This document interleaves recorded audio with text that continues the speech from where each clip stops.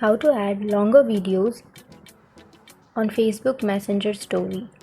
So if you want to add longer videos like more than 15 seconds, then what you have to do is you have to first open up your Messenger application, and now you can simply choose a chat, and after choosing, now you can go to the gallery option, and now you can simply choose the video that you would like to upload to your story.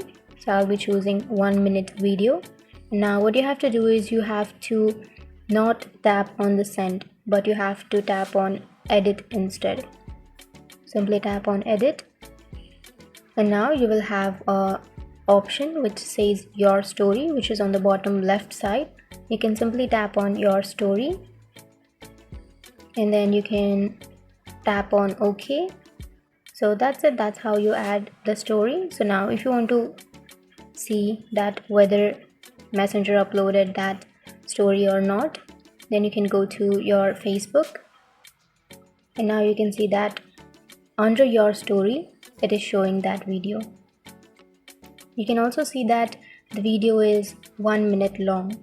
So that's it guys, that's how you add your longer stories on your Facebook.